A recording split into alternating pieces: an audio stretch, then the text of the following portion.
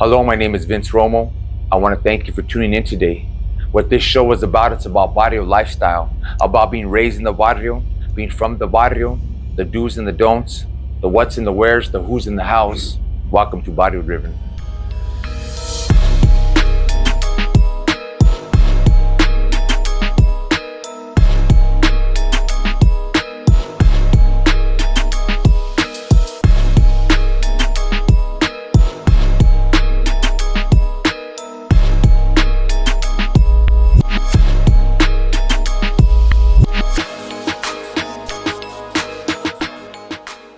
Thank you once again for tuning in to Barrio Driven. Today's guest is Dino Aguilar, also known as Sneaky, from the mob crew in Aliso Village. Dino, I want to thank you for sitting down with us here today. Yes, sir. The honor is all ours. Yes, sir. If you want to give yourself a quick introduction before we start. Yeah, well, my name is Dino Aguilar, and I'm from Boyle Heights, California, Aliso Village Housing Projects. You call me Sneaky from Eastside TMC, the mob crew. Now, Dino, let me ask you, how old were you now when you first got into your neighborhood, or how did that transition start from you being a youngster, a kid, and also how was your childhood? We grew up in a time frame where, of course, there was gangs in the projects, but it wasn't as active yet. You know, Yeah. like I said, Yeah. before, the gang lifestyle is like a roller coaster. For 1 second, it's up there and it's active and it's going, and then it slows down. Yeah. You know, there's always a time frame like that when it comes to gangs. So, as me growing up as a little kid, it wasn't as active at the time, but it was around. We seen Yeah. it. We still seen death, and we still seen all that stuff. You know, and How was your relationship with your parents? well, my dad, I didn't have no relationship with my dad. He rarely came around. I'm not gonna badmouth him. You know, he had his own issues and stuff. But my mom, she raised 3 of us alone in the projects, and she did the best she could. You know, and I blame her for nothing that I got myself into. I did everything on my own. You know, You know. she tried to direct us and show us and whip that butt all the time. Yeah. My mom wasn't nice when it came to Yeah. us getting in trouble. You know, Yeah. and especially with me, because I was the one that was always running amok. in the Yeah. projects, even as a little kid, How old were you when you got into your neighborhood? Well, I was like maybe 12 years old, but I didn't get into my neighborhood. I actually started it. It was me wow. and another partner of mine. We started off as a breakdancing crew. When the breakdancing Yeah. started hitting hard at that time, you got to understand too that, our projects wasn't like no other. Our projects was a mixture of different races. It was mainly Black and Hispanic, but we had, Asians and all that stuff in there.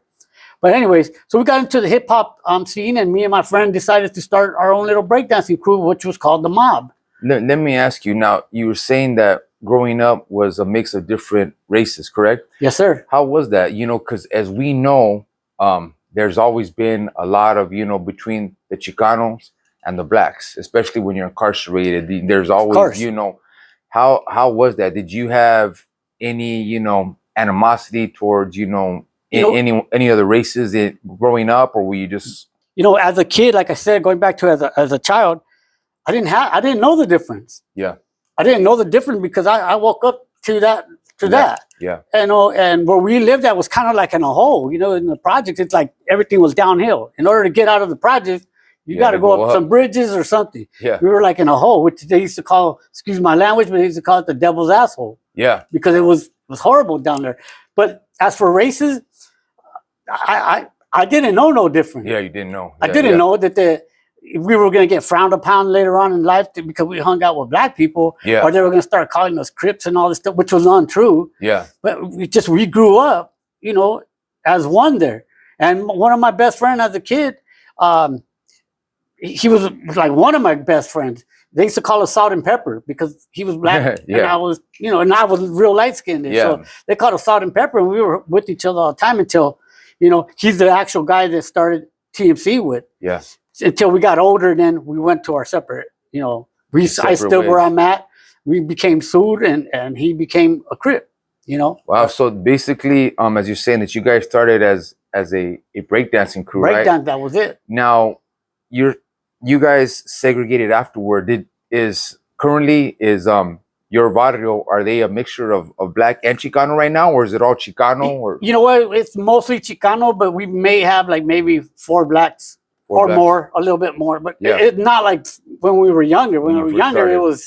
it was just we were just all together, and Yeah. to us that didn't mean nothing. The color didn't mean anything. And even till now, like, you know, me being, you know, with the raza Chicano, I still don't have anything against anyone else. You know, I know how it is in prison. I know the rules. I follow the rules, and I do what I have to do in there. But as me, as a personal individual, for any race, especially me being a Christian man now, I don't look at that anymore. You don't look at that. Nah, I don't. How did you guys go from being a breakdancing crew, which is, I mean, last time I checked, breakdancers, they're not out killing people, or they're not out, you know what I'm saying? How did you guys go from a breakdancing crew to transitioning to a barrio? Well, us breakdancing and going out and facing other crews and stuff, people start hating. It's just like everything in life. You like you make a movie and people don't like you. You do this and people don't like you because they think you're trying to showboat or whatever. So that's what started happening. So we started fighting against all these other crews. Eventually, and as you know, in the 80s, crack hit hard. So and where we were at in the projects, and man, it hit super hard. So that's how we started getting involved with drugs and all that stuff, and making money. Became a full-fledged gang. Let me, and as you know, on Barrio Driven, we hold no punches here. There's many different podcasts, there's many different shows. We pride ourselves on asking the real. So now we're transitioning from you guys being a breakdancing crew to being a barrio. How was it the first time that you actually picked up a firearm and knowing that you're gonna go and take somebody's life? How old were you when you actually went and took someone else's life? Well, I think even in the breakdancing scene, I already had picked up a gun. It was just a part of the projects. You had access to everything. You know what I mean? So even as a kid, before the gang started, I probably already picked up a gun. I'm not saying I went and shot somebody at the time. But when it became serious and having to do that stuff, we got busy. You know what I mean? And we had the funds to buy. That's why we were like one of the smallest gangs in that neighborhood, because you got to keep in mind, in Aliso Village, there was 8 different gangs in a 29-acre span of housing project. So you had 8 different gangs warring against each other. So we were the smallest and we were in the middle. But because we made so much money as little kids, we're talking 13, 14, 15, 16-year-old little kids, making bank, driving Cadillacs and doing all this stuff. We had the money to buy the firearms. Then we had it sold up like a straight military. We had people on the roofs with walkie-talkies watching everything, people coming in. So it was pretty structured for us being little kids, for having that mindset. It was, and that's even before us going to prison to to learn these. To learn that, we are, for some reason, we knew how to get it done. Now, Dino, the first time that you actually went and you took another human being's life, that you actually went and you took someone else's life from them, did you know that once you did that there's no turning back, that you're going to be a career criminal now? Did that comprehend and say, man, what have I done? I started off from a breakdancer. Now I'm over here. I am taking another human being's life. Did that come into your head and say, man, there's no going back? Well, I'm not going to say that I took a human being's life. That's just, I'm not going to say that. Okay. But me going on a mission for the first time and handling my business, I had no fear. I had no fear because it was just part of the neighborhood and things that we already saw. And then, your heart turns like a certain way. I can't explain, where you have no fear in any of that. So me going on these missions and handling my business and hurting other people, I felt nothing. You had no problem for it. No, and it wouldn't be the last time. You know what I mean? How do you sleep at night, Dino? Now or then? Both. Then I could sleep good. Watch a movie. I could go handle my business, do whatever I needed to do. I'll go home and sleep well, not even think about it. Now I suffer from PTSD. You could go and what you're telling me, you could go and and murder somebody and eat a hamburger like within the next few minutes, and you're fine with it. If in fact that's what was that happened, Had to happen. If it did happen, yeah, then that's what happened. Then it's not going to bother me. You know what I mean? Because it's either me or them. I'm telling you right now. Yeah. And there's been many situations. I can tell you lots of stories of me getting shot at school and just all kind of stuff that happened in my life. It's just crazy. A lot of crazy stuff, man. Do you have any regrets, Hernandez? I do now. I What are some of those regrets, if you elaborate? Just me selling dope and stuff to people, ruining people's families, hurting them, kicking in doors and just terrifying whoever was in there. I didn't care, and I never hurt kids or nothing like that. But nothing was going to stop me from getting my money, And if you didn't pay me, it was on. You know what I mean? But my regrets are just the people I've hurt. People I've lied to. And the families and the mothers. Knowing that these mothers, cry over their family members that are gone now. It bothers me, and I never thought that I would ever think about that again in my life, because just the lifestyle that I lived until I gave myself to the Lord. All these emotions started coming out. This PTSD in my mind, and I just start thinking sometimes, and it just drives me nuts, man. It drives me nuts. How old were you when you first got incarcerated? I was probably like 9 years old, probably 9. Wow, 9 years old. Yeah, we broke into some factories, and one of my friends kind of told on me. We were little kids. Yeah, little kids. And we were stealing candles and all that stuff. So anyway, they came and got me, and they took me in, and they just ended up letting me go with my mom. But my mom, I'd rather have stood there than go home with my mom, because when I got home, oh man, she was ready for you. Oh, she didn't play, man. And then to top it off, we stole some leather, and I'm thinking, because we're poor, we all stole these leather sheets of things, and instead of them making clothes, then my mom ended up making a whip with that. Oh, wow. Man, it backfired on me. Wow. So, yeah, we got ass whoopings with that. First serious charge? Murder. Murder. Yeah. I got busted for murder in '88. And it was at a house party in Brooklyn, on Cesar Chavez. Yeah. And, we were at a house party, and we knew where we were at. We went on purpose. We went to that party on purpose because we knew what neighborhood was there. Yeah. So it was done to, how do you say, to provoke them. Exactly. Because we knew what was going to happen. We just didn't know that those other people were going to shoot into the party, and that's what happened. And because back then, in my time, those people were out there to get me, So I was always doing stuff to that neighborhood, and so when I went to that party, they knew I was there, and they ended up shooting up the party, and this guy got shot in the neck. And I had just spoken to this guy. He was showing me, because he was dancing. He was all excited. And this guy gets shot. But we all had our things with us. So people saw that automatically, because they knew I was so active back then. It's you. It was me. Yeah, I did it. Yeah. I get picked up. Me and a couple of homies get picked up for this hot one, and I'm facing all this time, but by the grace of God, things didn't match up in what people were saying that day. Yeah. So I had to get released. So they couldn't charge me with it, but they knew what I was there for. Yeah, yeah. Describe prison to me, for those that in case we have youngsters that are out here watching that think that it may be a good idea to live this certain way. Describe prison to me. No, it's not a good idea. Trust me. A prison. How can I explain for a younger person to understand? Prison is like, to me, it's like hell. Like you walk into, you could be outside of this door, and you could walk into this prison, and you can feel the change in the air. You can feel it so thick that it surrounds you so bad that you can't breathe, because you know that something's going to happen. You know that every day, it's a new day, but every day there's a chance that somebody could get whacked, somebody could get hurt.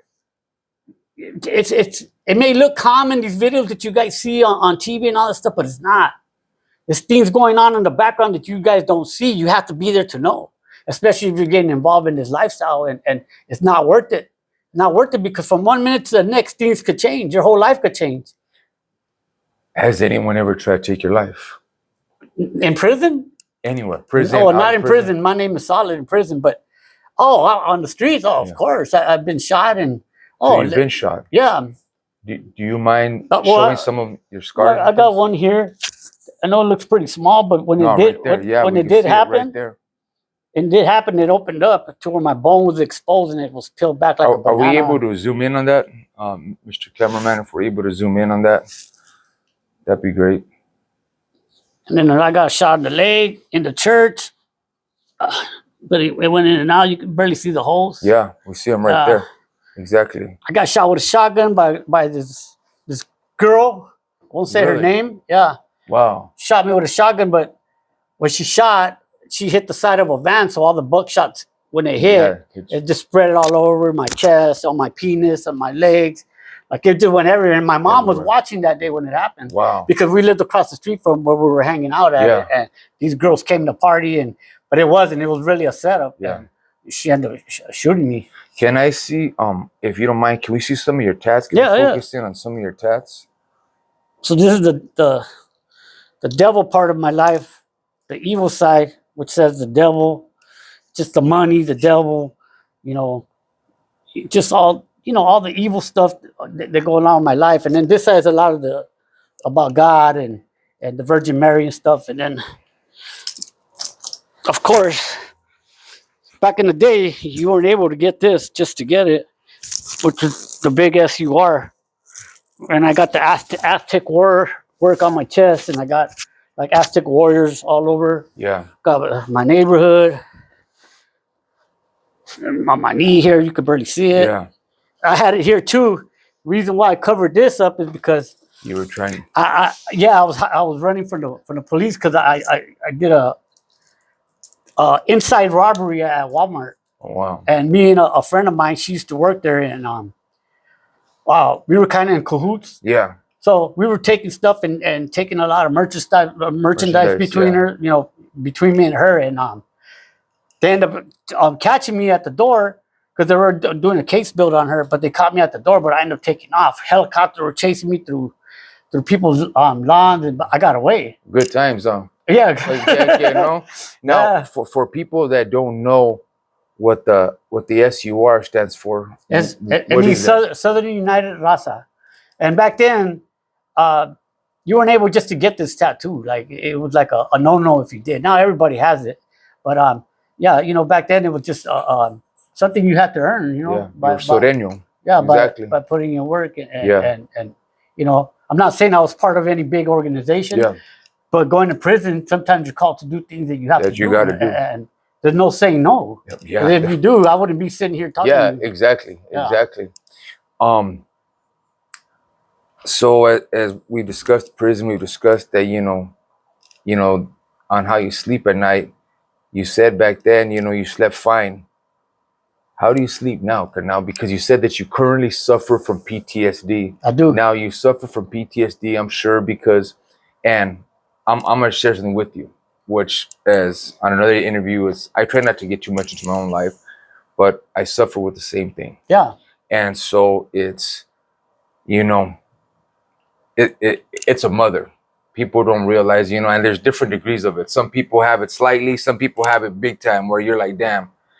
Now, I think I have it bad. Do you? Why do you say that? Tell me what you suffer. I dream about my past all the time, things that I've done in the past that I forgot about. Yeah. And all these things come up in my mind, and I wake up in screams and sometimes even during the day, like I'm just thinking about all this stuff, and I go crazy, man. Like I even one time I lost my mind and this is not even that long ago, and went in my garage and barricaded myself, and I just started screaming, and I was screaming at police, telling them to shoot me. I was cussing and just going off, and there was nobody there. It was just my mind was just wigging out, It just because especially when I'm alone and I just start thinking and it just, my mind just starts going, and all this regret and sorrow and things that, seeing the faces of people, you know, things that I saw in prison, which I won't speak on, but I seen some bad stuff, man. Of like course. Stuff that you can't understand how another human being could do something like that to somebody. What, you know? what was the worst thing that you've seen? I seen somebody's I seen a lot. Like, Tell us. And how did it affect you? there was this one guy, this one kid in our projects. He wasn't from our neighborhood, but we have a street. It's called the Thai Line. It's on Clarence Street, and because back in the day they used to sell Thai bud. You know, that was a big deal back in the 80s. So we named that street the Thai Line. Well, anyways, one night we were partying right there. Of course, we have the lights shot out so it could be dark, and we have a big parking lot where we would drink and sell crack and all this stuff, right? And one night, this kid happened to be walking by. He was just a regular kid. He was a Tiger kid. His name was Reamer. And he ended up getting shot right there. Somebody came and did a drive-by with an AK. Our projects were built of bricks like this. But so at the end, there were big old holes on the bricks. But this kid ended up getting shot. So at the end, we're trying to see if everybody was okay after these guys took off. So we see one guy laying down right there. And when we go look, we're like, let's get him and get him out. We don't know if he's dead or what yet. So as we picked him up, picked him up from the back of his head, and all the back of his brains came out of my hands. Wow. And I just immediately just threw up right there. They ended up picking me up for that too, saying that they saw me with the body. I go, yeah, because I was trying to help him. I wasn't trying to kill him. If I was going to kill him, I'm not going to stay there, and pick up his brains, Yeah. But that's one of them. And another time, this was, upstate, where I saw somebody slice somebody's throat, and the guy got behind the bunk, and after he cut his throat, he got behind the bunk and started yanking the guy's head. He was trying to pull his head off. Yeah, and I watched the whole thing, quietly, like everybody else did, and in bed, and I watched the whole thing. And one thing I never could forget about that day is the gurgling of his blood. You know what I mean? Like I can never get it out of my mind, man. I don't know why. But I hear it all the time. I hear him like gurgling and choking on his blood, and like the last moments of his life. And it haunts me for some reason. I didn't do that, but I know some of the stuff I've done, and one of the reasons why, and I'm no counselor, but it may haunt you, is because the normal people, that's when you're incarcerated, normal is out the window. It's basically survival of the fittest. And the normal people that we're supposed to be, the right thing would have been is to try to help that person, but we can't. And that affects us emotionally. That messes our mind. It messes up our soul. It messes up everything about us. Because exactly, look at you. It's been years and you're still dealing with it, Hernan. And I am sorry that you've had to see things like that. Yeah. But you know what? Everything happens for a purpose, because as you say, you are a man of God now. You've changed your life. And you're going to continue being a testimony to people. Believe me, just hearing your story, people are going to sit and say, man, do I really want that lifestyle for me?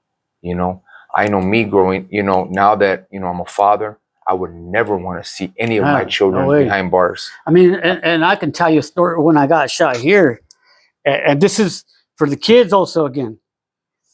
Because even after you think it's over and you think, oh, I'm this age now and I'm good now. I put in my work and nobody's going to mess with me no more. Man, it's all lies and illusions. Trust me. And I don't care who gets mad or tells me I'm wrong for saying what I'm saying. But let me tell you the truth.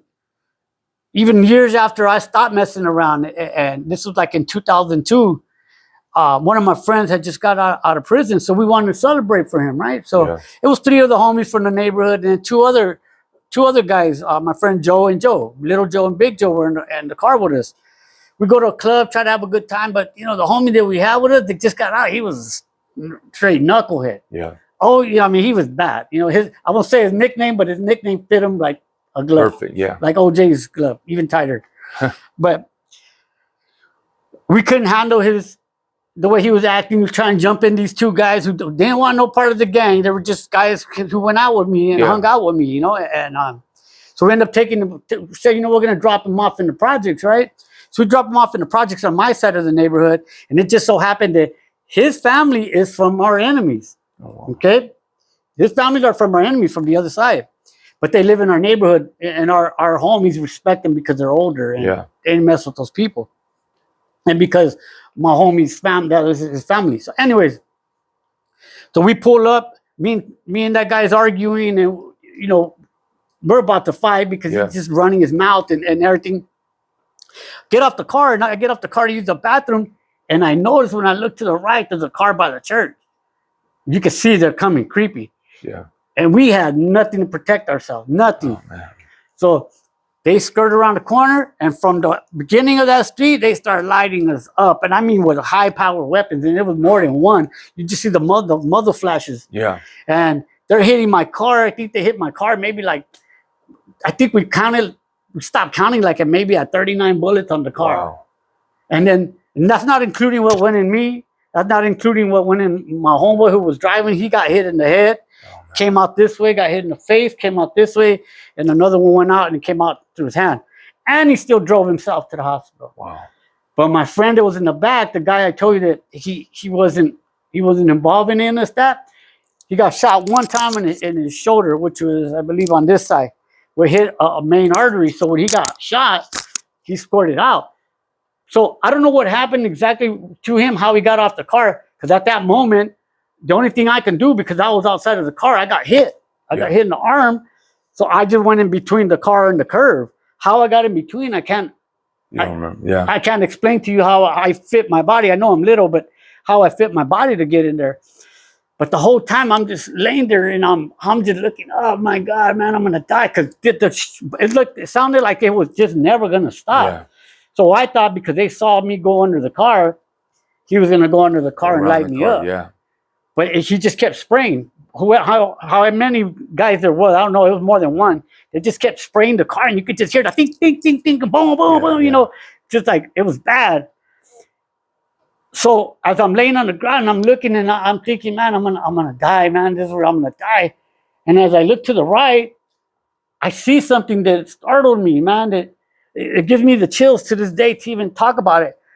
I'm gonna go back many years as a kid.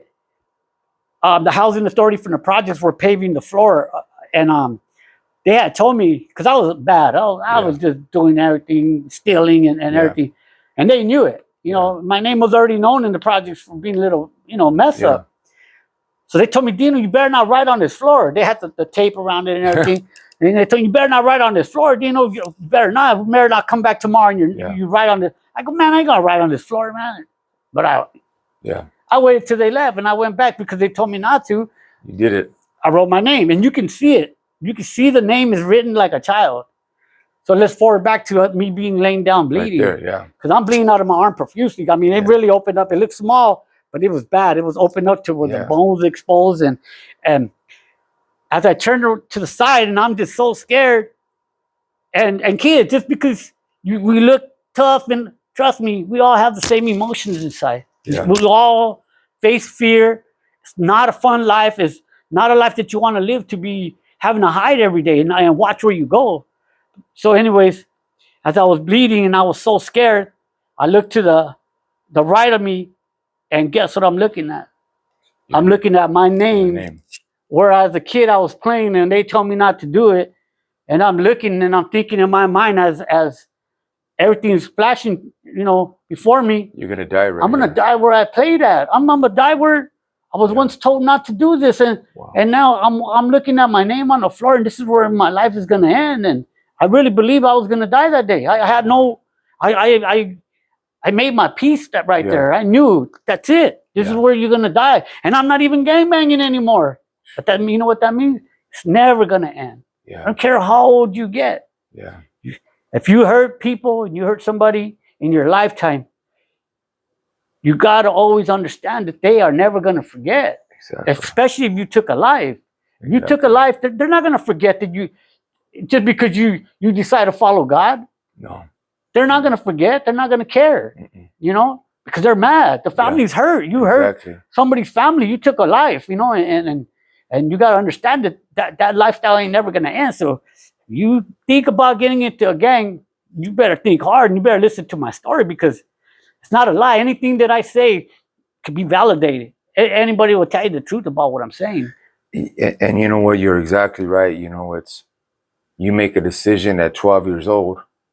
At 50, you're still from the barrio. Still, that's, you know, still, it's the road that, you know, unfortunately, that sometimes we choose, even though, you know, we're not even responsible, you know, at that age. But once you make that decision, you know what I'm saying, there's you're in it. You're in it. You're in it, and that's it. I want to talk about you were picked up by the feds. Yes, sir. 2014, I got indicted in a RICO act for they called it Operation Resident Evil.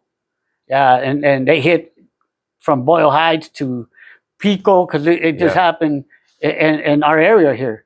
So they picked you up, and how long were you looking at? Oh, initially it was starting off at 10 years, but the way, you know, the feds work, they work on a scale. Yeah. So my 10 years was the beginning for the gun trafficking that they were trying to get me for, and they tried to get me on some other stuff. That's why they dropped they never got me on the RICO, because all that other stuff couldn't stick. It's like the devil's a puppet master. Yeah. He's the one holding the hand. Exactly. Just because he's holding your body and your soul, he's the one causing you to do all this stuff. And how many people did they pick up with you? Oh, they got, I want to say like maybe 38 of us. Wow. Yeah. 38. Yeah. So for my case, I separated myself, my whole case. I had my lawyer, had one of the best attorneys, and I separated my case from everybody else. I took the beef just for me. Yeah. Because, you know, of course they're asking me who's this and who's that, man. Yeah. I'm like, man, I don't know nothing. And exactly. you know, I wish I had the footage to show you. But yeah, they were telling me that, oh, you're gonna get this amount of time. Like, well, then what are you waiting for? Send me to my cell already. Let's get this started, because I don't know anything you're talking about. I don't even know what you're talking about, these guns and all that. Yeah. But, you know, they had me because they had me on audio and all that stuff. So, but just to make things easier for myself, I separated my case. I said, you know what? I'm taking the rap for all my stuff. Yeah. I don't know who you're talking about, these other people. Leave them out of it. Give me what you're going to give me. Whatever you're going to give me, I'm going to take it, and I'm going to roll with it, and that's it. Let me ask you, I'm going to ask you a heavy question. How do you feel, Karnam, that in your lifetime, the decisions the things that you've made, the choices that you've made in life have hurt so many people? Yeah, it has consequences. Everything does. You know, I feel horrible. You know, that's why that's why I have PTSD, because if I didn't, that means I had no conscience. Yeah. And you know, and God showed me that. Me following God, He showed me that I have a conscience. He showed me that the stuff that I did was wrong. Yeah. But you know what? Even though I suffer from this, and it's horrible, man. It's horrible to have this PTSD. People see you smiling and acting like you're okay, but I'm not okay, bro. I'm not. You know, I got a mental issue because of this, you know, and I struggle every day with it. You know, and I try to joke around and laugh and focus on music and all this stuff. That's the only way I get my mind out of this stuff, you know. And it's a constant battle. It's a battle that I don't see me winning it, man. And it's hard, because sometimes you think of suicide, you think of, you know, all this stuff, man. And I know I'll never kill myself, because I know I don't want to go to hell. You know, even though I'm a believer, I know if you do something like that, you're going to go to hell. But I'm not going to tell you I don't think about it. I think about it all the time, because the pain is so severe, and the mental anguish is something sometimes you just can't deal with. And I sometimes can't deal with it. I don't know what to do. And I'm like a caged animal sometimes, I'm just walking around and just thinking, and I'm not saying I'm crazy, but I got these issues. Yeah. These issues, this PTSD is not only people that go to war or fight battles, you know, overseas have it. We've been in our own battles, bro. You know, and especially in my projects, our shootouts used to last a long time, and the homies used to like hold it down, man. And these were wars, all out wars. I mean, you're talking like if you're watching a military movie, that's how the shootouts would be. Yeah. Especially we have people coming from all angles. We were in the middle, so we were having to defend from all angles, and we're talking high power weapons, not some 22. Not a 22. Nah, we were like the homies were you know. They put together like a good arsenal of weapons, and they held it down. And we were so small, but you know what? We had a lot of solid homies. Yeah, a lot of homies that were with it. You know, we didn't have. I mean, you could have a thousand gang members, and have like 100 Gs. Yeah, 100 OGs that are going to be down with it. Yeah, the rest is nada. Yeah, but because we were so small, the majority of the crew, the mob crew was with it, you know, and we've seen a lot of death, a lot of stuff going on in the projects, man. It's horrible. And you know what? Right now we are going to be going to his barrio, and you know, one of the things that he had told me when we had talked previously was, he said, Vince, he said, if something happens to you while we're out there, he said, I don't want to be responsible. Did you not tell me this? You said, hey, I don't want to be responsible. He said, because you know what? You know, I do have enemies. I do have, you know, he goes, so you're going on your own risk. And that's what we're going to do. And I do that with every episode I go out. This is the only show that you actually going to see the host go out there, because I want to bring you guys the best possible. I want to teach you guys really how it is to be in the barrio, be from the barrio. So that's what we got to do. And I want to thank you. So we're going to go head out now. All right. And, hopefully we come back, Hernan. Well, you're a Christian, I'm a Christian, so you know where we're going, and we got to get Herdz Media Christians too. Yeah, so you can all go to heaven together. I don't know. That's tough right there, man. Yeah. All right, brother. Let's get out of here, Hernan. Okay. Come on.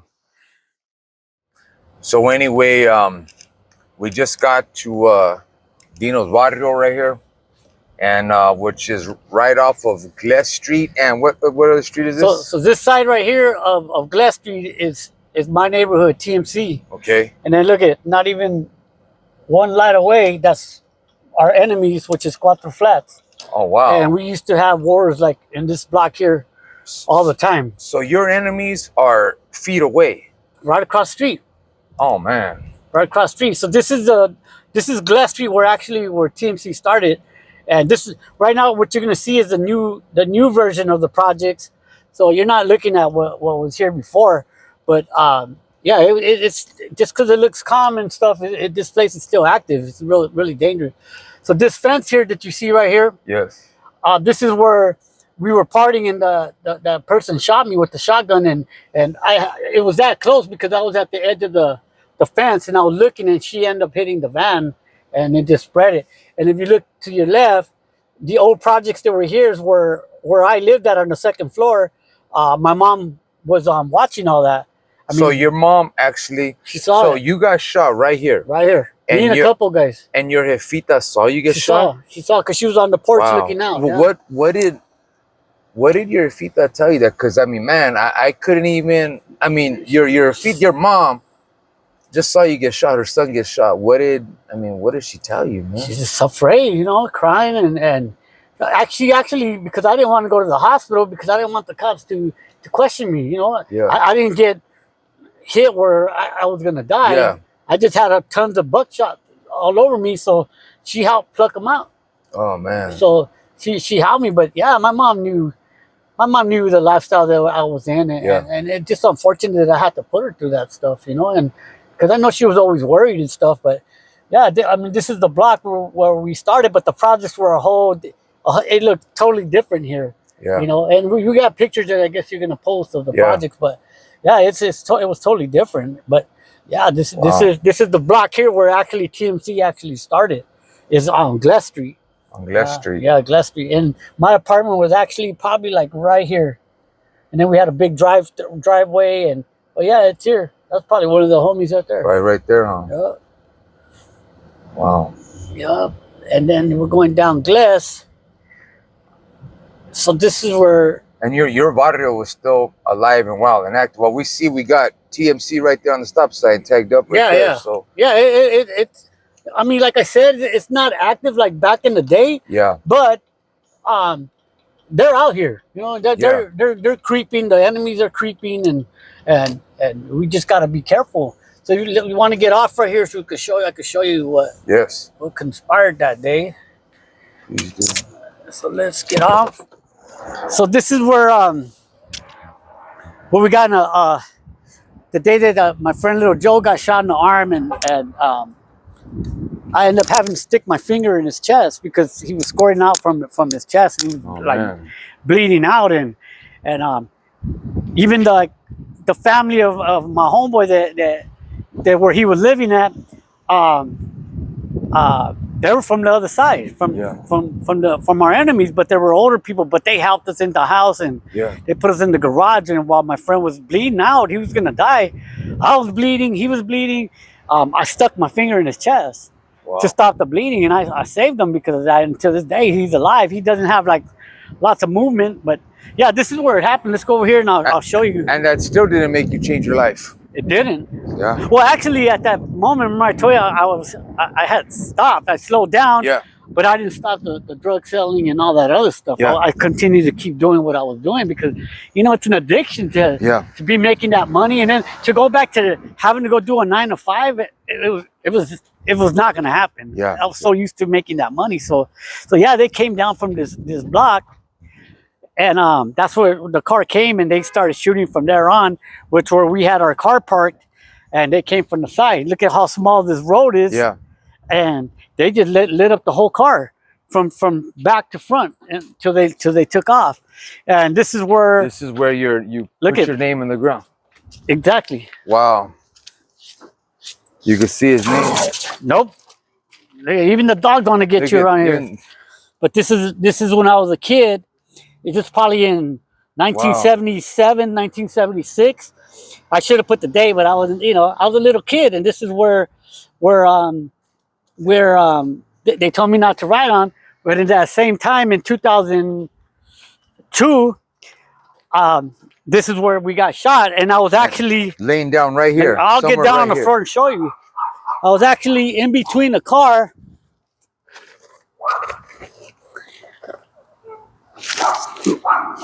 Wow. Like this, bleeding, and as I looked, I can see my name. When I was getting out, I could look up like this, and I see my name here. Wow.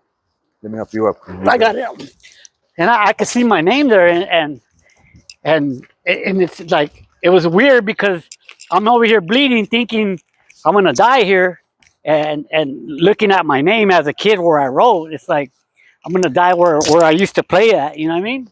I know this is where I grew up, and this is like home to me. It's like every car that passes by. You're not comfortable. I'm not comfortable, bro, because first of all, I'm a man of God, and I don't got a strap to defend myself, you know? And I get a little nervous down here, you know? Yeah. It's just so much bad spirit here. It's like, unfortunately, words don't protect us, you know? When it comes with a strap, there's nothing that we get. It's not much.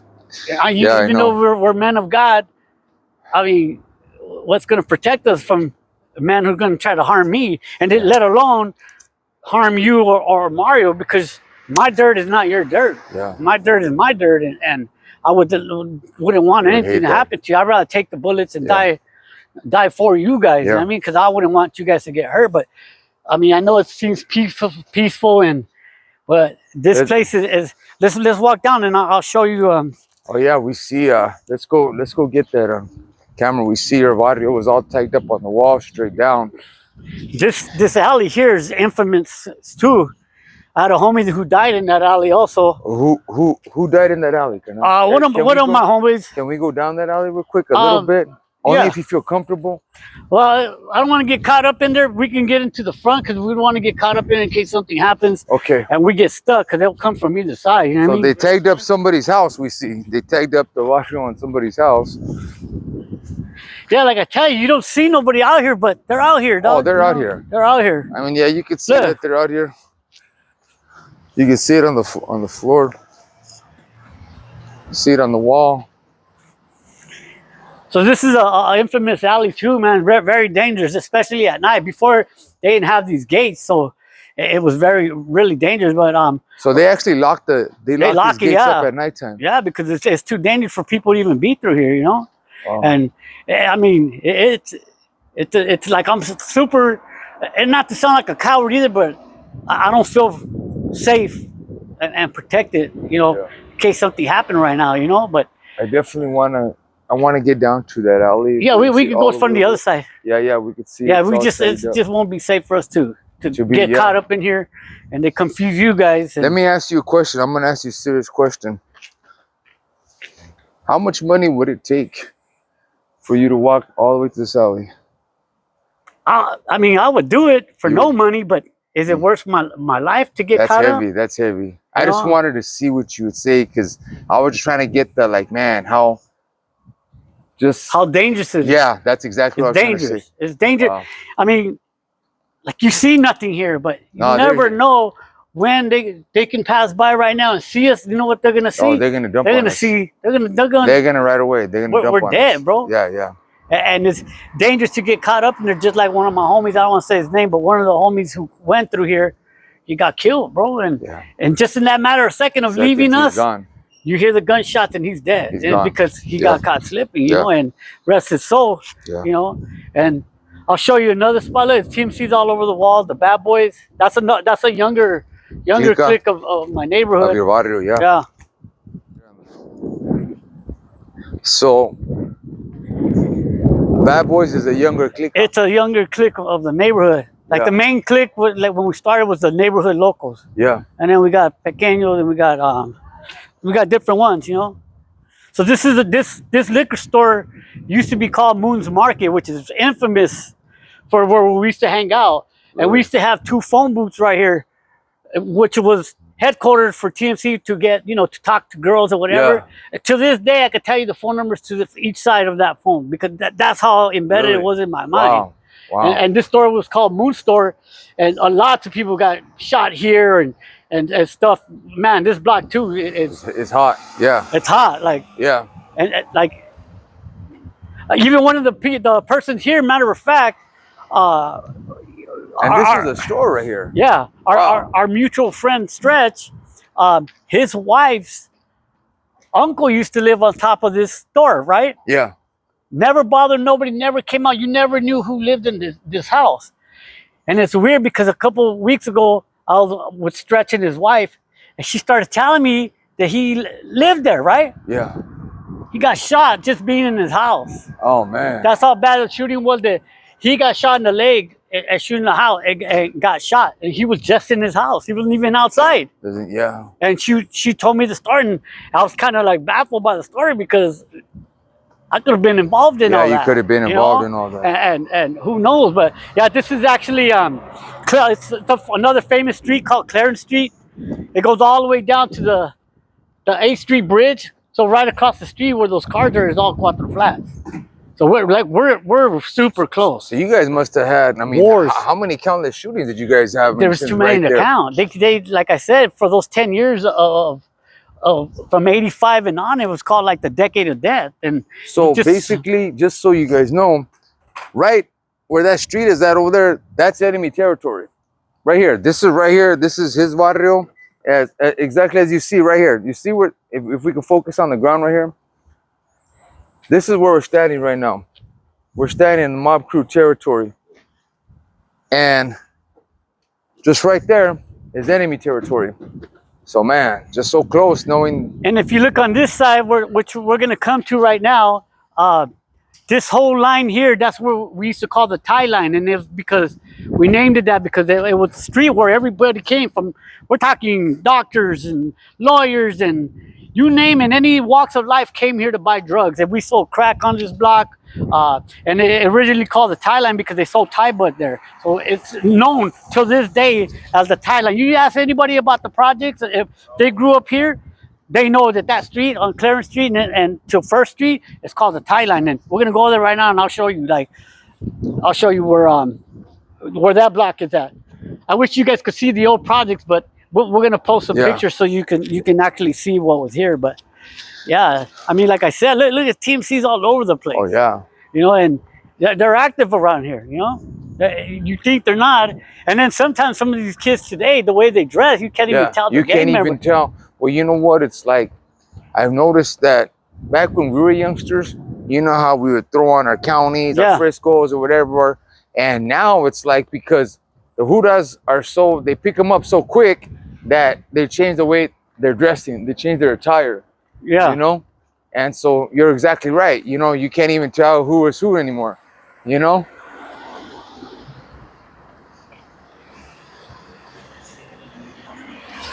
I noticed how you were looking at that guy with the brocha right now. I noticed how you were like, you gotta watch out because you don't know, never know who's gonna pop out on you over here. Yeah, you know. Yeah.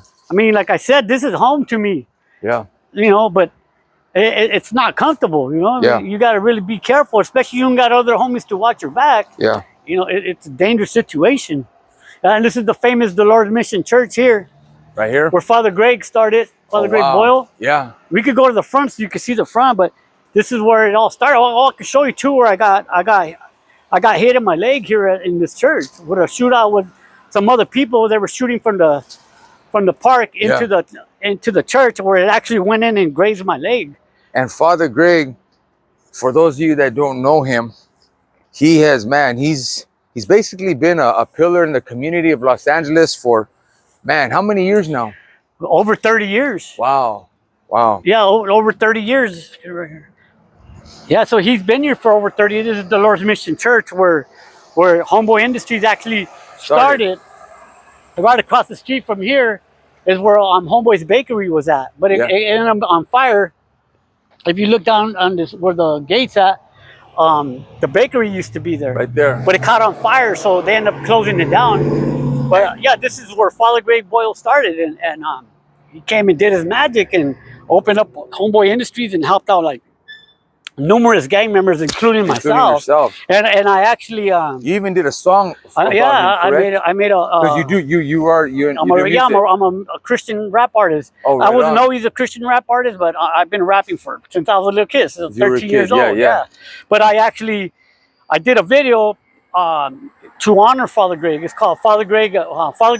Yeah. And it's on YouTube, and you can check it out. We'll share a little clip of his video so that you guys can get a little. Yeah. So I did it to honor him, and right on. He loved the video. He loved it. On. I had Norman Carter from the Delphonics. He was my lead singer for that song. Oh, right on. Yeah, so it came out pretty good. But yeah, this is where Homeboy Industry originated from, at the Lord's Mission Church, which is right on the block where TMC started on Glen Street. And you guys shot right here in front of the church? Right here on the side, yeah. Wow. Yeah. And then, no, that was the time with my friend that got shot in the chest. This is where I got grazed on my leg. We can't go under because... But it was in the middle of the thing. Father Greg's office used to be right there where those windows are at. That's when he first started. So yeah, well anyways, that's what we had a shootout here. And they were coming from one side of the park and shooting into the church. And there were just all kind of people here, ladies and stuff. And I ran out and I got grazed on my leg inside of the church. You know, nothing serious to where I got handicapped, but that's how serious it was that they didn't care to shoot into the church. And just like, you know, Father just passed by right now. Yeah. It's so easy for things could change in a minute, just like prison. Things could be so calm, and the next thing you know, in a heartbeat, things could change. Yeah. You know. Exactly. See, like stuff like that. You know, looking at it, you don't know if it just because it's a girl. Yeah. A girl shot me before. You know. Of course, yeah. We just got to be careful, and it's tough down here. This is not like it's just nothing like no other, man. It's not Disneyland. No way. It's 29 acres of war. Wow. And that's the truth. And anybody could do the research on Elisa Village. Yeah. Wow. So we could hit another spot if you want to go check it out. Let's go, brother. All right. You can see here on the walls, TMC. This is the infamous alley, as you're saying, right? This alley is a dangerous alley to be in. Wow. Again, TMC. Yeah, we got your videos tagged up all over the place over here. All over. Look at TMC. Right here. It crosses out. See, look at. Oh, yeah. Somebody came in here and crossed it out. That's what I'm telling you. Who was it? Right here. It doesn't say. Right there, they just rolled over, but yeah, they crossed us out right there. Again, right here, TMC. TNC.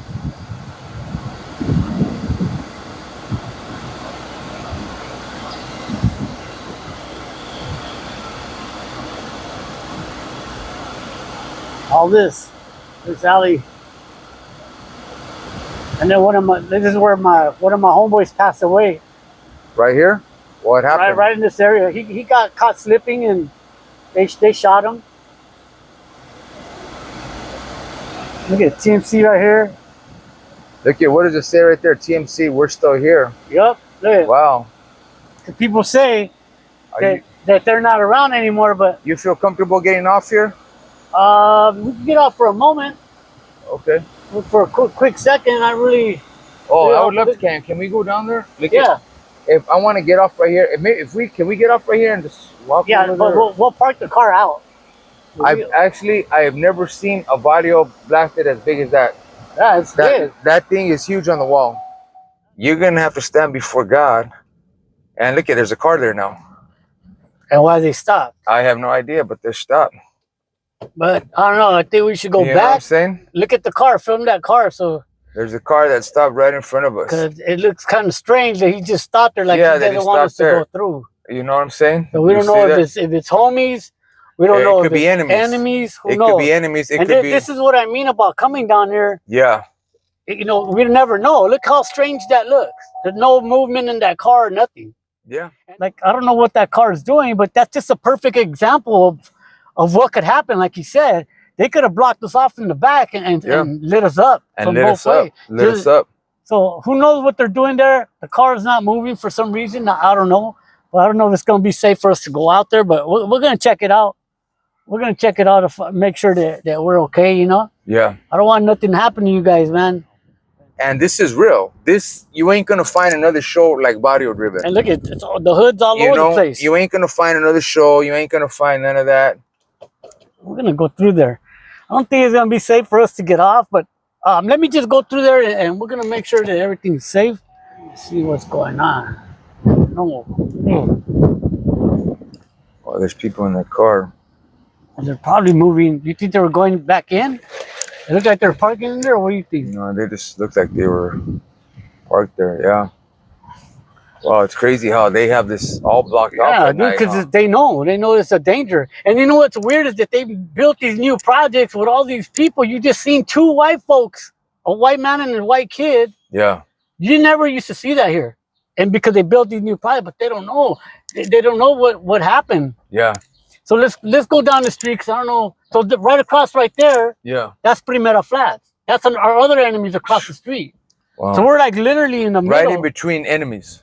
We're in You're between right enemies. in the and then on the other side, on Pecan, that's East LA. Some more ex-enemies.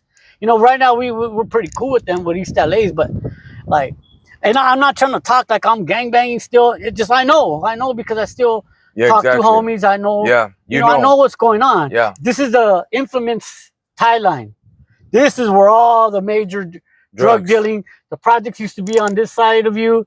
And this was like, this is where that guy Reamer died. Remember I told you that his brains came out of my hands? Oh, man, so this is where we used to have a big archway right here. And this is where we used to hang out. There was a building there and a building here.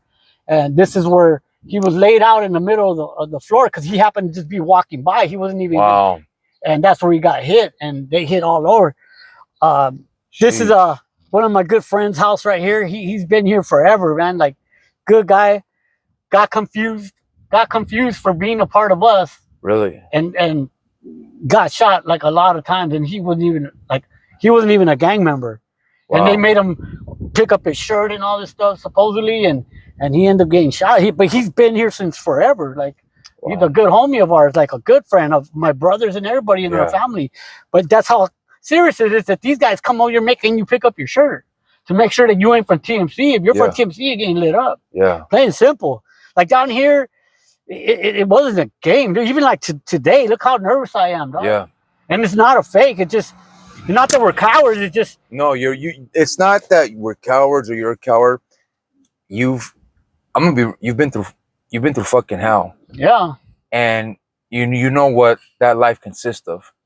So that's exactly why, and we both know And exactly what he said earlier, this isn't a game. This isn't fake. We're not, we're not sitting in the safety of a little room and we're saying, asking questions. No, our show, we pride ourselves in taking the barrio to you. And we're here in the battleground. We're here in the battleground. You know what I'm saying? And he knows he's lost countless homeboys. He's been shot, on these streets. So that's why he knows exactly. This is real life. This isn't a game. This is harsh reality. And that's why, Yeah, they might have made the project look prettier and all that. They're still projects, but they're still, they made them look prettier. But yeah, there ain't nothing changed about these streets. It just they're not. It's the only difference from yesterday and when I was involved is that we were out here. Yeah. We were out here, standing out here, slanging dope and doing what we do. Yeah. Now it's more of a cat and mouse game where people are indoors. They're probably watching us now. Who knows? Oh yeah. But that's definitely. Like I said, that's the infamous Moon Store, and I'm gonna take you to the back side of the project, of our project. We're even gonna probably go in through the other side if it looks safe enough. But no, we probably won't. But yeah, there was all the factories where they used to creep up from us. They used to creep up on us from the back of the factories because nothing but factories back there. So you mean to tell me that your enemies would creep? Yeah. From the back. They could come from the back because there's nothing but factories over there. It's all LA. Like if you go that way, you're going to downtown LA. So they would creep up from the back and hit us from this side. Try to catch you guys slipping. Yeah, jump out of the cars from here and creep and run in through the projects and shoot up the place. Wow. Like one of my homeboys, he was like not even involved in it no more. He was like trying to change, and he came to visit a family member down here, and that's what they did. Broad daylight. I'm talking early in the morning. They came from the back and crept up on him. Like you said, they chased him from one way, caught him through the archway and the other way. This one, the old projects were here in like 90, I think, or 90, 92, something like that. And they came out from each side and they domed them right there. Right there. Yeah. So this is the backside of our neighborhood. Like from this end to the end way over there to that end to that is all TMC. Wow. I got caught right here one time. I was a young kid and me and the homies were maybe 14 years old. So I'm thinking maybe 1984. Yeah. And up the hill there was this old folks home. So they had a van that said senior citizen van, right? Yeah. I seen the keys in the van. Me and all the homies, like the little rascals, jump in the van. So we go on a joyride. We end up getting a high-speed chase, and I'm driving. And I'm so little. I'm so small. I can't even reach the pedal. I don't know why they let me drive, but I'm driving all crazy. They're chasing us. We ended up right here because I almost lost control. Everybody jumped out. Some of the homies went that way. Some of the homies went into the projects. I went under a car right here. If you can see where I'm pointing this car, I went under a car that was right there, and the cops ran by me. They ran by me. They didn't even see me, so it gave me an opportunity to leave. But what happened is this lady from the projects probably didn't know better. She told the cops where I was at, and they got me. They got you. They got me for GTA when I think like 14 years old. It was probably in 1984 or so. Wow. Yeah, so I ended up getting caught right here. One of my good homies lived in that house for years and years. But see, somebody put on the wall. Oh yeah. What they put? Oh, South Side something, and they put not here, and they put TMC. Oh yeah, somebody see that what that is right there? That's a form of disrespect. Very disrespectful. It's another barrio. We can go in there. Can you get that, Mario? So basically, if I'll let you tell it, because tell the audience what it means when another barrio comes into your neighborhood and they're taking up in your barrio. What does that mean? It just means a form of disrespect. Like they're like, us as gang members, we BMS, look, Barrio BMS, they're way in the south side. So that's why the homies put not here, because it's TMC here, is what the homies are saying. Yeah. So right now, I think a lot of people come from different areas because right now, this is the spot to shoot downtown LA because we're literally in front of downtown LA. So you got all these people that come around here, and it's weird that somebody like from Southside BMS to come over here and write, because that's not even close to here. Yeah. That's like way out, but that's why the homies put not here. Like letting them know, this is our water, not yours. They'll be riding over here. Exactly. And that's what starts wars right there. Something as little as that starts war. Like, who's this guy right now? Yeah, you just thought. I don't know, but is their window down? Yeah, their window's down. Oh, man. Well, we have to. We're going to crash them if we have to, but we're not here for trouble. But oh, they're probably coming from work or something. But yeah, if something happens, be ready. I'm going to crash this car. In the name of the Lord. Oh no, it's a lady. Yeah, it's a lady. You see how paranoid I get being over here? It's like, it's because it's happened to me already, bro. Yeah. You know, this getting crept up on, and it's so easy for them to come to these factories and get us from the back. This is considered still TMC, all this area right here. And this little housing, where the houses are at. Yeah. You know, we consider that all these project areas, I mean, all these factories and stuff is still considered TMC because it's on this side of the project. If you were to say just at the top of your head, how many homeboys have you lost to these streets right here? You know, from when you guys first started this barrio, how many homeboys would you say? Oh man, like, look, TMC is still here on this side. Over maybe 15 or more, maybe. Wow. Maybe even more. Like, I would have to really sit down and write it down and count. And how many you've lost? Yeah, it's probably more, but like, I really don't want to put that out there. But like, yeah, it's a lot. We took a heavy hit, and so did they. Yeah, you know, it's unfortunate that that side had to take a heavy hit. That side had to take a heavy hit. That side. And it's unfortunate because we all grew up with each other. And that's what's crazy is that we all went to the same school. We all played in the same playground. Yeah. And at the end of the day, we're killing each other. Killing each other. And we're, you know, it's just crazy. It's just a crazy lifestyle. Look at how close downtown LA is to our neighborhood. Yeah, We're still in TMC neighborhood. So now we're going to go over here. So right across the street from here, and look how small it is. It's going to be Primera Flats. Nah. Primera Really? Flat. All this is Primera Flats back here. Oh, man. So you got to think about these wars that we were having back here. And the way the projects were built before, man, it was like a maze. Like, it wasn't easy to get away. Of course not. You No, know? this is... So this is all Primera Flats over here. And I'm going to show you where the Crips used to be. And you're going to be amazed by it. So the East Coast used to kick it over here too, the Crips. Yeah. And they used to call it the big line or something like that. But it was just like across the street. Everybody was across the street warring against each other. So we're basically a little bit on the outskirts of your barrio right now. Actually, they still consider this. They still consider this okay, Yeah, right here. Under the bridges and all that is where they all, you know. Oh, really? So this is still considered all your barrio? Yeah, they're trying to get it all. You know what I mean?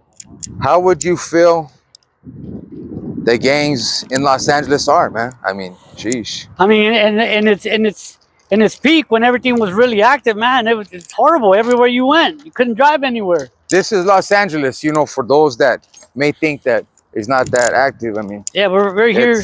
Yeah, and look, TMC's on the wall right there. Like, yeah, even though there's tons of graffiti, yeah, the homies still consider it up there TMC. yeah, like the homies still considered it the hood, even though we're on train tracks. Yeah, you know, it's still considered your people neighborhood. out here. Yeah, people out here doing their thing. You know, we're just not capturing anybody out here right now, but this is still considered a hood. You know what I mean? People, you know, who don't know, hang out here or whatever. You know, but yeah, this is it.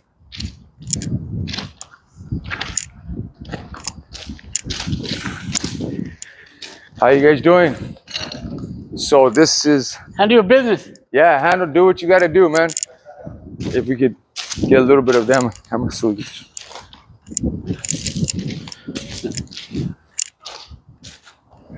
Hey, right here, TMC. Right there, right on the wall. If you look at it, right there, look at TMC right on the top. See it? See it? Well, now, what does it say on the bottom of that? TMC. TMC, Barrio TMC rocks. Yeah. Oh, yeah. Or what did it say? Rooks. Yeah. No, it looks like Rooks. It says Rooks. So it's one of the little homies probably. But yeah. You see that? Yeah, I'm telling you. This is the barrio that you started, Hernan. It's a trip how it expanded in all these years. You know, since what, 82, 83 when it started? That's a lot of years. That's a lot of years. And And to be the founding member of the gang, one of them, Yeah. and I'm still alive, bro, that's sometimes not even heard of anymore, you know? Yeah, exactly. And I'm not trying to get, praise it or anything, but I was fortunate enough that God allowed me to live. To tell my story, Yeah, and I'm here for a reason. It wasn't only just a gangbang. Unfortunately, people lost their lives, but it's a true story, man, and it needs to be told. Yeah. And that's why, we came up with Barrio Driven, to hear stories like Dino's. It's people that think that, this lifestyle is all shits and giggles. Believe me, it ain't, and it's no disrespect to any homeboys, anybody from any barrio, we've all lost a lot of homeboys, homegirls. We've lost a lot of people that we love, to this lifestyle. If there was anything that you could say to former enemies or people that you've actually hurt, what would you say to them? I'll say I'm sorry. I'm sorry for everything I've done, and please forgive me, because God forgave me already. But I regret everything that I did in my life, like when it came to that lifestyle. And all I can say is forgive me, as God forgave me, as God forgave them also. And I apologize for anything bad I have done. And I love the Lord Jesus Christ, and my sins are forgotten. Wow, that's heavy, Hernandez. It takes a big man to say that. Sure. Let's get out of here, Hernandez. All right. So anyway, familia, before we head back, you know what? If you guys really want to know how in depth we get on the show and how real it is, this is exactly how real it is. Would you say this sums up your barrio right here? Yes. Yeah. That's in a nutshell. It's like, why would somebody write that? Because they need help here. Yeah. Because this place is hell. That's what basically it is. And that's no disrespect to anybody, any barrio. It's just that this, there's been a lot of murders, a lot of killing throughout the year. Just not only throughout the year, but man, forever. These streets, they don't play, familia. You know what I'm saying? And it's eerie to see that. But even here it says help. Yeah, it says help as well down here. If you see it, it says help.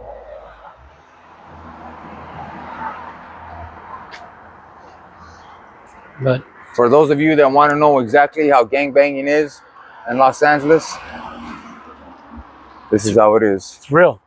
It's not fake. And it ain't fake. We're headed back to finish up. Thank you for taking us to your barrio. Of course, as long as we make it out here safe. Yeah. It was a mission. Yeah. Yeah. Let's get back. Wow, thank you, Dino, for taking us around your barrio.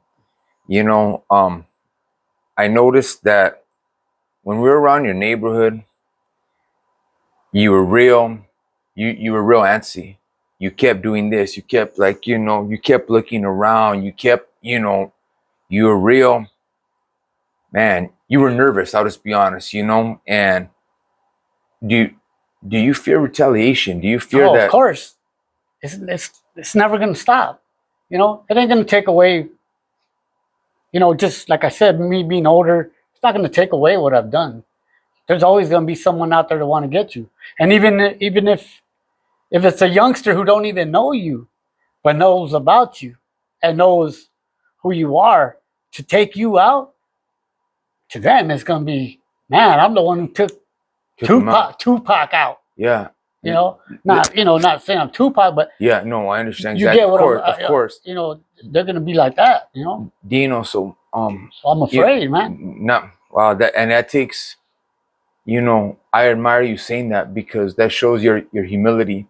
It shows that you're admitting that after all these years, even at your age now, you're still like, damn, someone may come and put one in my head. Every day. Someone, man.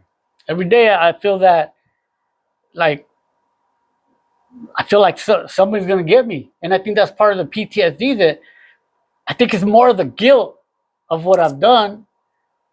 That I know every day I think of death. There's not a day that I go without thinking that I'm gonna die. Wow. Every day, it's an everyday thing, and it's not a lie. It's the honest truth. I think of death every day. I could be driving and some old people pull up next to me or something. I've said this before, and I'm thinking this dude's gonna try to shoot me right now, and I'm getting paranoid and nervous, like. And then they take off like nothing. Like, dude, like, what's wrong with me, man? I'm always thinking. I'm always watching my back wherever I go. It doesn't matter where I go. I'm always watching and making sure that nobody's trying to, get me from behind or anything. What's the one thing, if you could pick one thing that makes you in your head say, for this thing, they're gonna get me, or for, because I did this, or I did, this situation arose and I went down this path, they're gonna come and take me out. What is the one thing? What is that one thing that makes you put that in your head, that they're gonna take your life? Well, I'm gonna answer it, but I'm not gonna answer it. I'll answer it indirectly, and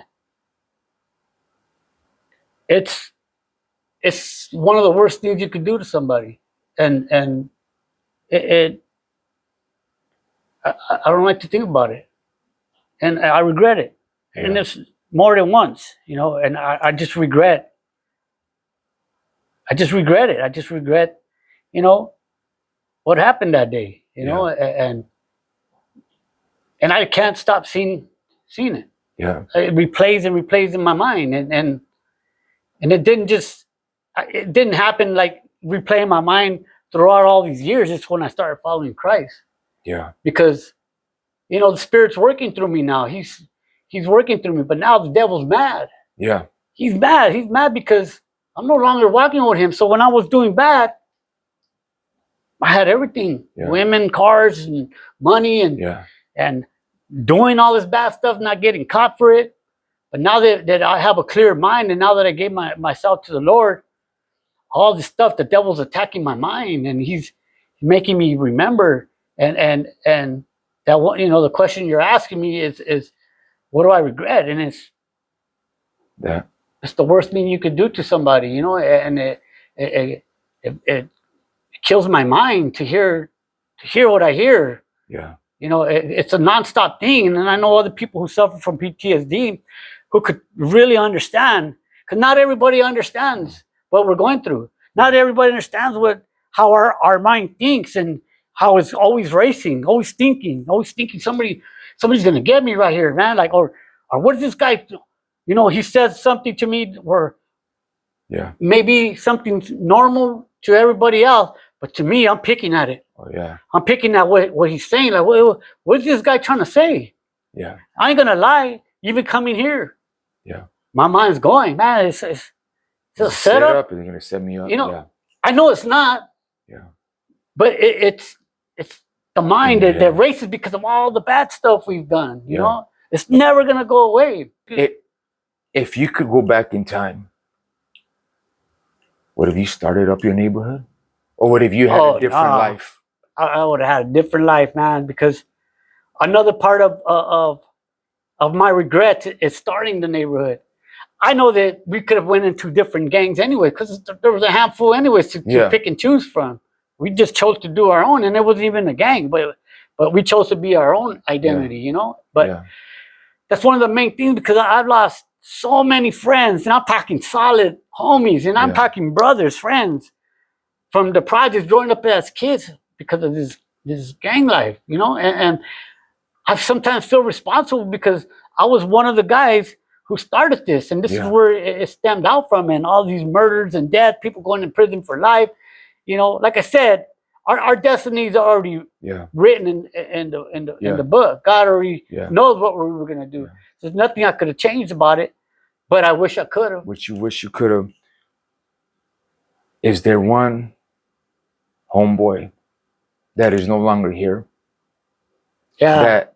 That you were close to, that is gone, And what happened? How did that individual lose his life?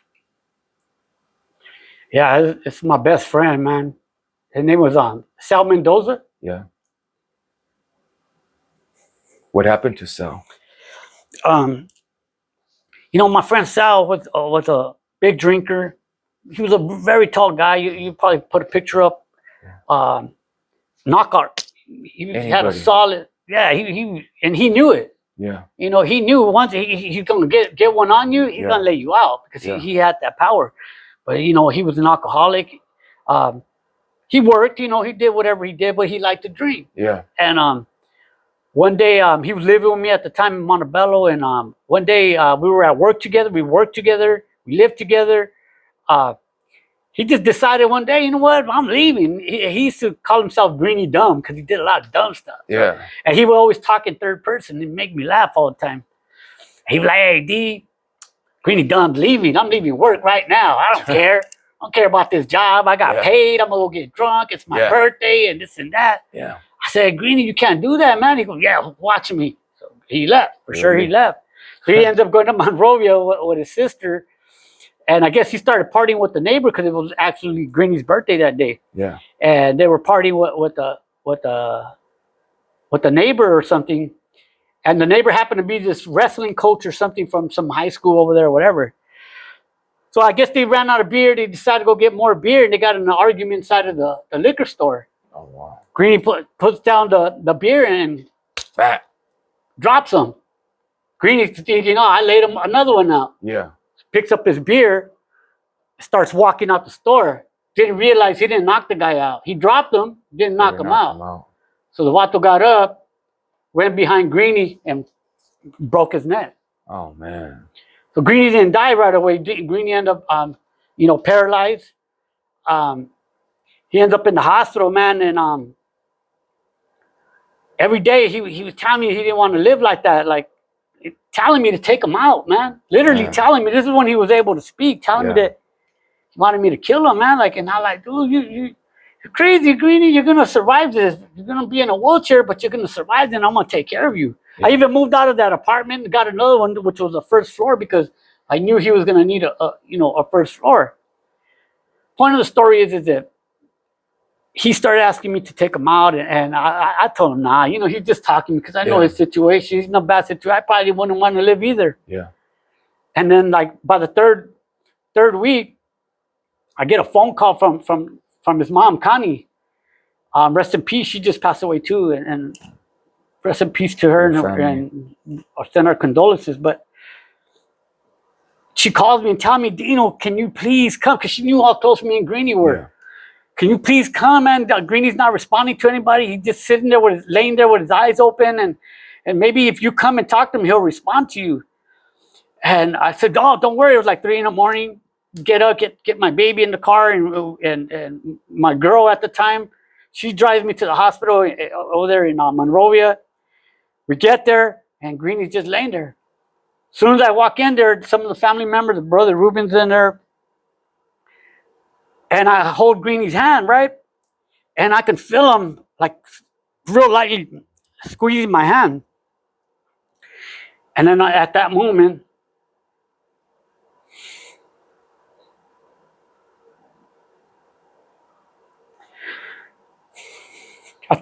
like,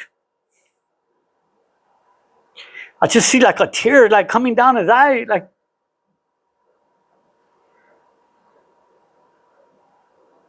Like, I knew that he was. I knew he knew I was there, bro. Like, if he waited for me. Yeah. Because as soon as that tear came down, man, it was just like cold blue. Wow. His soul, like, you could, I don't know, bro. Like I said it, I told people before this, man. Like, I felt his soul coming out of his body, and I can't explain it, man. Some people probably don't believe that, but and if I broke down, man, like. Because that was my best friend. Yeah. Like, he carried me one time when they were shooting at us and I couldn't run because I had messed up my leg. We got thrown down a mountain, me and him, by some other gang. They threw us down this mountain. But he carried me on his shoulder getting shot at. And he was dodging like a war movie. But he had me on the shoulder. He never let me go. He carried me all the way to the other side until the homie seen what was going on and then got her back, started shooting back. Same for him too. Like, he'd be drunk sometimes and end up a shootout. I had to crawl and go get him, like in the military. But he was my best friend, man. Like, I love Greenie like so much, man. And then losing him, man, it's like it made me mad and angry, and I wanted to go back and get this guy, man. He ended up leaving and whatever, and I don't even know what happened if they ever charged this guy because I never heard nothing about it again. But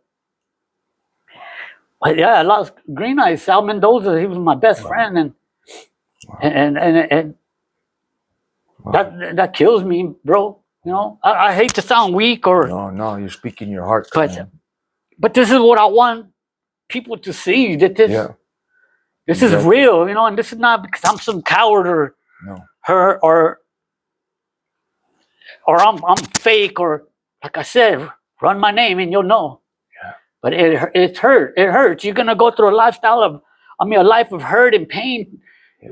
Going through this gang life, and it's difficult, man, and especially on the mind later on when you start really thinking about the things you've done. Yeah. It's not something that's gonna go away right away, and people are never gonna understand until they deal with what I'm dealing with and what you're dealing with, and many other gang members who suffer from PTSD or people that went to war. It's not a good thing, man. Joining, you know, you're not gonna live a comfortable life in this type of lifestyle. Let me ask you, Kana, as and you know what? Also, our condolences to his family, to Sal's family, and in case you guys are watching, in your life, you've been indicted, you've been shot, you've been in prison. I don't know how many times. Total years that you served behind bars. It's a good amount, bro. Like I couldn't even count them. It's a good amount of county you've been years in prison. You've lost your best friend. Not only your best friend, you've lost countless homies, carnals. Too many to count. Too many. Would you want this life for your son, your daughter, family members, for anybody? Would you want this kind of life? No way. No way. But you chose that life. I know. So why wouldn't you want that life for them? Because I know the pain and the struggle. You know, and I know that God put me through what I went through in my life. And there's so many other stories. But I know he put me through this so I can speak to other people. Like in the book of Job, what Job went through in his life. Yeah. Like I went through all this pain and struggling and suffering, so I can speak to everybody and let them know this is living proof here. I'm living proof. People see me and say, instead of, you know, they haven't seen me in years, they always tell me like, dude, you're still alive, bro? Like, I'm not supposed to be here, bro. Exactly. You know, I thought I was going to be gone by 17, 18 years old. And I welcomed it because I wanted to be that one. I wanted to go to prison because that's the mentality that was taught to me, that's where you gain your stripes. Yeah. But I would definitely never want this for my kids or any kids at that, you know. Before we conclude, and thank you once again for being on Barrio Driven. If there's anyone that you want to, you know, send a message to, or anybody else, or even a final message to our audience. Yeah, please. I just want the audience to know that, you know, what I say is true. You know, there's no lie about what I'm saying, and I'm solid to this day. You know, my name has never been tarnished or anything, and it's nothing to be proud of. I'm not proud of anything I've done in my life, you know. But I just want people to know that this is not a joke. This lifestyle is not a joke.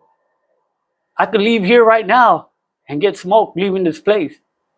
But the good part for me and my brother here is that we believe in Christ. And I want everybody to know that it's real. The devil is real. Hell is real. Heaven is real. And I want you to know that it's so easy to give yourself to the Lord, but you got to mean it. Just say a simple prayer and mean it, that you want to give yourself to the Lord. And you don't have to ever worry about your sins. I don't care if you committed murder or whatever sins you committed. You're going to be forgiven by God. And that sin's going to be thrown to the farthest ocean. And he'll never speak of it again.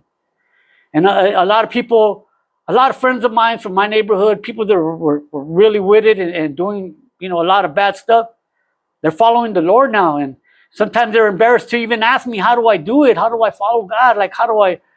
It's easy with this simple prayer. You're forgiven. You'll be forgiven just like that. But you got to believe and you got to trust, and you're going to fail. By all means, I am not perfect. I sin every day and I mess up, man. I mess up, but I know God's looking at me, and then God's going to forgive me for what I've done. And I just got to pick myself up and keep praying that he's going to help me with this PTSD and the stuff that goes on in my mind. And this is real pain that you're seeing. This is not something for the cameras. This is something that's coming out of my heart and my spirit because of everything that I've been through. So please, man, if you guys think about this lifestyle, man, just know it's a bunch of lies and illusions, man. It's not what it seems.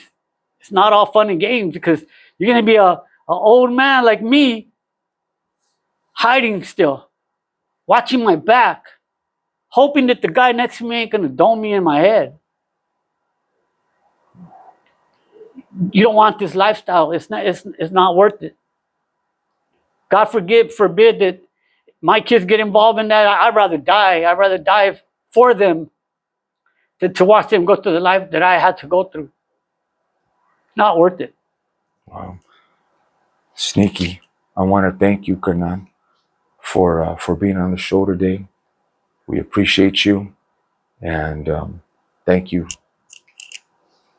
Thank you, viewers, for watching. This is Barrio Driven.